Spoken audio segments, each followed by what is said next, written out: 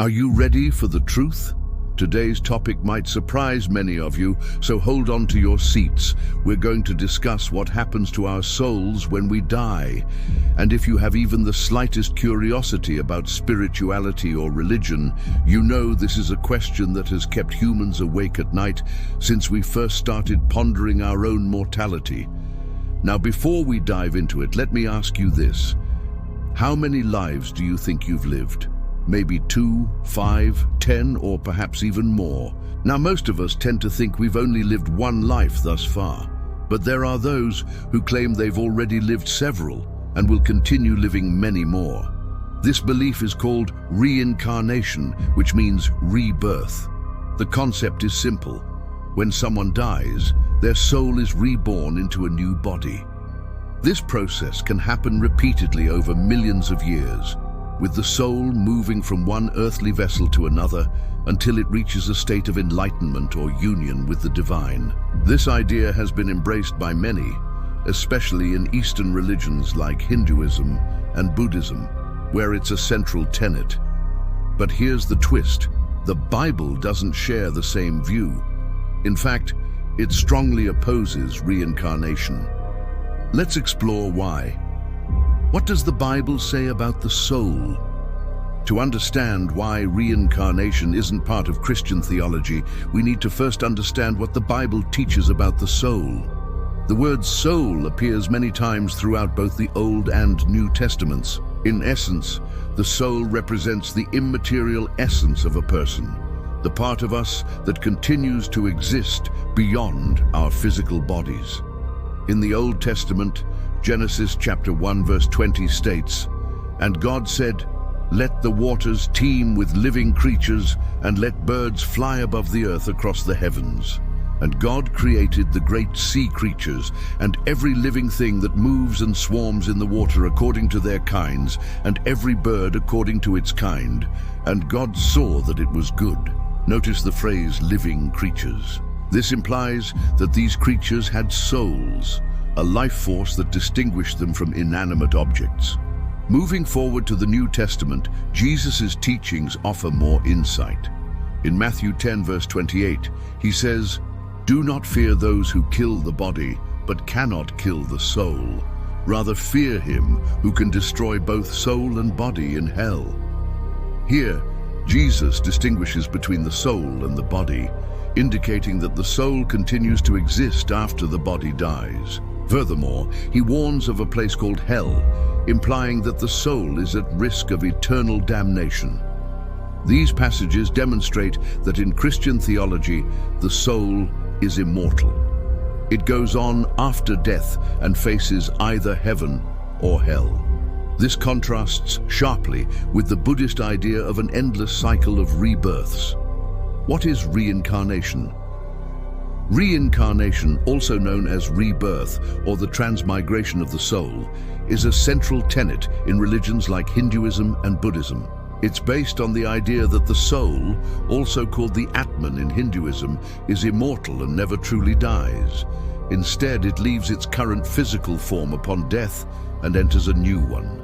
In Hinduism, reincarnation is governed by karma, which means action. Every action has a consequence, be it good or bad. Good actions produce good karma, leading to a more favorable rebirth, while bad actions lead to negative karma and a less favorable rebirth. The cycle continues until the soul achieves enlightenment and realizes its true nature, at which point it can escape the cycle of reincarnation and unite with the divine. In Buddhism, reincarnation is seen as part of the cycle of suffering. The soul transmigrates from one body to another, driven by desire and attachment. Liberation from this cycle occurs when one reaches nirvana, a state of perfect peace and enlightenment. Why does the Bible reject reincarnation? The Bible's rejection of reincarnation stems from its core beliefs about death, judgment, and the afterlife. Central to Christian theology is the belief that human beings were created by God and for God. Our purpose is to live in relationship with Him during our earthly lives, After death, there's a judgment where our souls are assessed. Those who have placed their faith in Jesus Christ and his sacrifice for their sins go to heaven, while those who reject this offer go to hell. This judgment is a one-time event. There is no opportunity for multiple chances, as indicated in the book of Hebrews, chapter 9, verse 27. And just as each of us has been appointed to die once, so Christ was appointed to die once to take away sins. This passage clearly states that death is a one-time occurrence for all people, including Christ. After death comes judgment, and after judgment comes eternal life in heaven or hell. There's no provision for reincarnation. Another scriptural basis for rejecting reincarnation is the parable of the rich man and Lazarus in Luke chapter 16, verses 19 to 31. The story involves a rich man and a poor beggar named Lazarus. When they die, the beggar goes to Abraham's bosom, a place of comfort, while the rich man is sent to hell. The rich man, tormented in hell, asks for water to alleviate his suffering. Abraham replies that a chasm exists between them, preventing any possibility of transition. Moreover, the rich man requests Lazarus to go and warn his brothers about hell. However, Abraham clarifies that the scriptures were already available to these people. He further emphasizes that the message from hell would not persuade the rich man's brothers. This parable paints a vivid picture of the finality of death. Once the soul has departed the body and reached its final destination, there's no turning back. There's no second chance, no opportunity for redemption. How does reincarnation affect faith?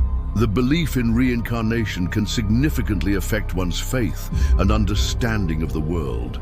For those who believe in it, death takes on a different meaning. It's not the end, but rather a transition to another state of being. This can provide a sense of comfort, knowing that death is not permanent and that the soul continues to exist. However, reincarnation can also lead to complacency. If the soul keeps coming back to earth for multiple rebirths, the urgency to make the most of one's current life may diminish. Some might argue that since there are many lives to come, why bother striving for righteousness in this one? This perspective can undermine the significance of living a moral and spiritual life. Furthermore, the notion of endless rebirths can blur the lines between right and wrong. Why avoid sin if one can simply be reborn into a better situation in the next life? This can lead to a casual approach to morality and ethics. In contrast, the Christian view offers a different set of challenges. The belief in a single life followed by judgment and eternity in either heaven or hell puts emphasis on making the most of the opportunities presented in this life. Christians are called to live holy and righteous lives because the consequences of death are final. There's no second chance. The decision to accept or reject Jesus Christ and his sacrifice for one's sins becomes crucial. Moreover, the promise of heaven and the threat of hell serve as constant reminders to live according to biblical principles. Conclusion: the Bible and religions like Hinduism and Buddhism offer contrasting views on what happens to our souls when we die. While reincarnation is a cornerstone of Eastern religions, the Bible unequivocally rejects it. In Christianity, death is a one-time event followed by judgment, after which the soul spends eternity in either heaven or hell. Ultimately, each individual must grapple with these teachings and decide what they believe. The Bible encourages us to examine our beliefs and live lives that reflect our understanding of what it means to be human and our relationship with the divine. Thank you for joining us today. If you found this video insightful, please don't forget to like and share. Your engagement helps us continue to spread these messages. Until next time, may you find peace in your journey towards understanding life and death.